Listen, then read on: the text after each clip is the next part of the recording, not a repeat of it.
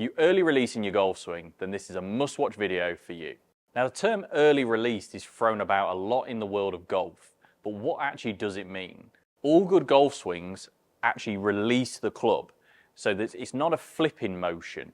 There's a release that's going to happen at the most efficient time that's going to help with control of the club face, strike, and max distance. Now, those who create an early release on probably what we class as too much of a flipping type motion, essentially what's happening is the sequence of the body is out, the hands and most importantly the club face are working incorrectly. So essentially, as that club face is coming down, we want that to be the last thing that reaches the ball.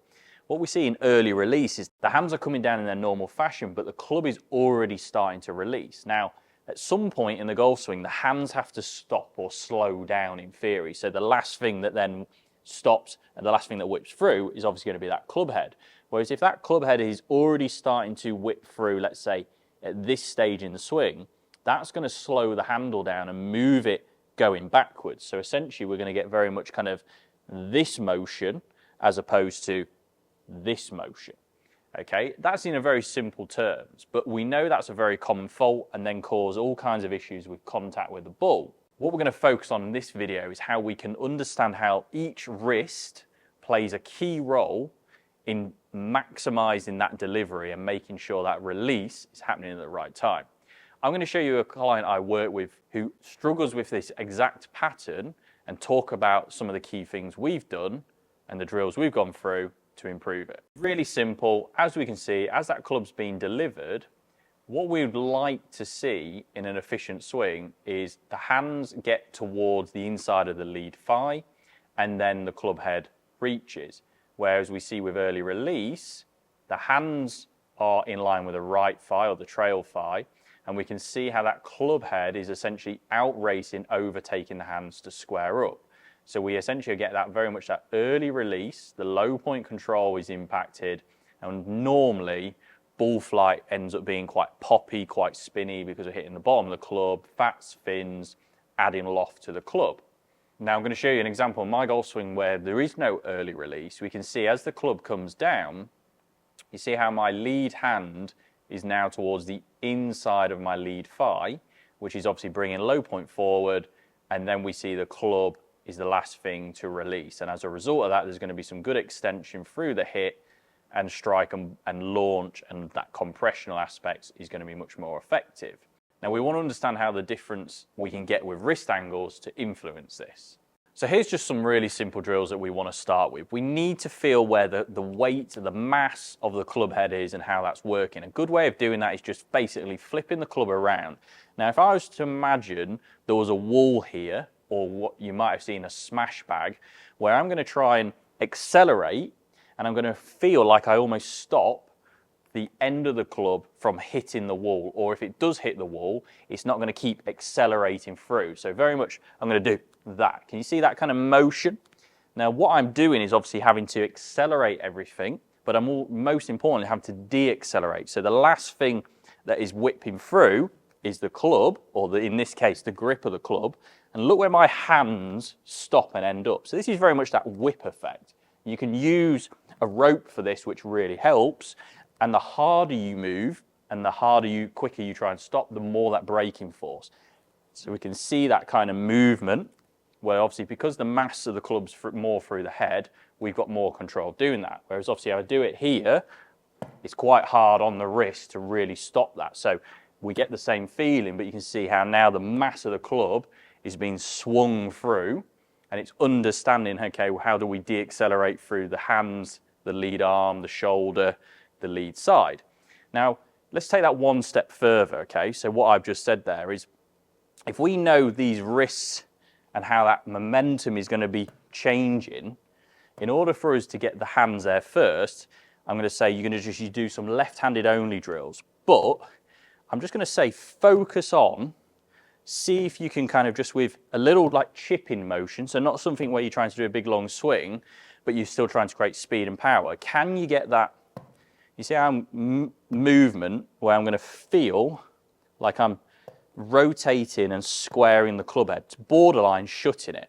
So just there, there. So you're really trying to to hit that strongly and get that feeling of the lead hand, what's happening with the lead hand from here to here. You can see this very different motion starting to square the club face.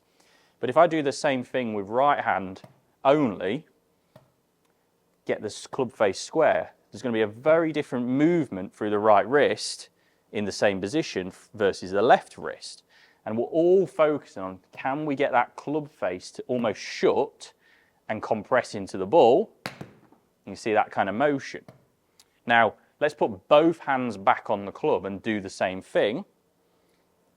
You see how, yes, there's a clear release, but if we did this in slow motion, we would see very much hands first, then club head, and club head is squaring and shutting, and we're learning to just sequence that with the pivot.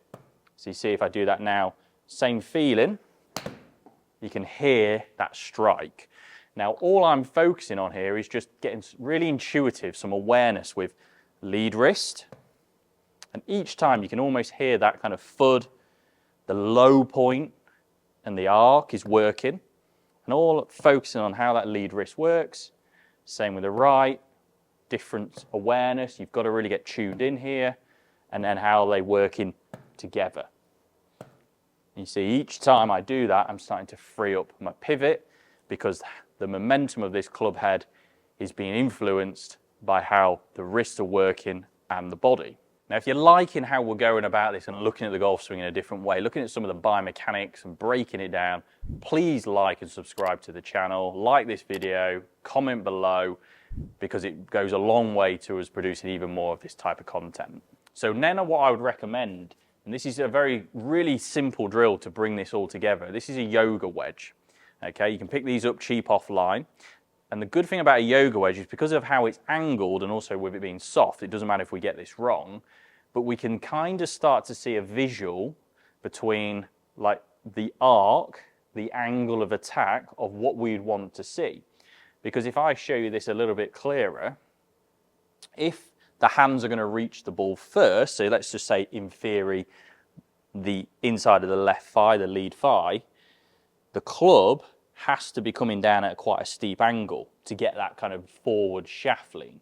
Whereas obviously if we're doing the early release where this is starting to happen, you see how that club head is dropping lower to the ground earlier, and you're probably going to hit the yoga wedge early. So this is a great, what we class as constraints tool to feel the difference between the two. Now straight away I'm just going to go left wrist only. You could even draw a line on the floor to visualize where the ball is. And I'm just going to do that same move. Now, if you can't do this or you start hitting the yoga wedge, think about why would you be hitting the yoga wedge early? And that's going to then relate back to how the body's pivoting. So you just see that really simple motion. Each time, we know my low point is forward, which is so important to striking those irons consistently. And then the same thing with the right side. Now, the thing with the right side and the trail wrist, and this is what we've worked on with my client, is how that trail wrist, we need to keep the angle in the trail wrist, keeping that club face stronger, because if we lose that angle, i.e. this, we can see that's your early release pattern. So mostly when you first do this as an early releaser, you're probably going to want to do that. So you've got to almost feel like you keep that angle as long as you can and get your body moving to target. See that motion? Each time I'm getting low point forward. So it's just retraining the brain how the club head, the mass, the hands, the wrist work, and then how the body can work. So if I do the same thing, so I'm really feeling right wrist here and how that club face is shutting down. So then the challenge is, can you make contact with the ball?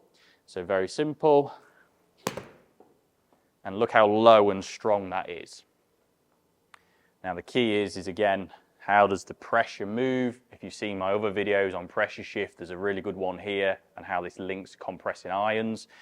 So much of ground reaction forces are influenced by how the club head is moving, and mostly how people basically lose their wrist angles, and especially that trail wrist. So feel that same movement, and we should get to a point where we're starting to really get that club face strong. Ball should be coming out low. You should be making clear ball first contact. and then you're going to move that into a full swing. Okay, go slow, don't go fast. So you might have to pick the club up a little bit, which wouldn't obviously be natural, but it's just that training tool. Up, and can you feel the way of how you want to use the ground and keep that wrist angle? And most importantly, can you not hit the yoga wedge? And then we're going to take that away.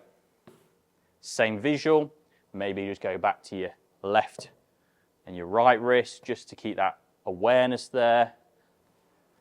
And then if you can, are we getting that ball first contact? If you're practicing outside on grass, you'll be able to see where your divot starts. If you're practicing on a mat, I would recommend just putting something down about 2 inches in front of the ball. That's where you're wanting the low point to be. So we're going to get that motion in theory rather than that motion of the early release. Piece that all together and watch how your strike improves, your launch improves, and naturally your distance is going to improve quite significantly. Let me know how you get on in the comments below, and make sure, for me, you subscribe to that channel.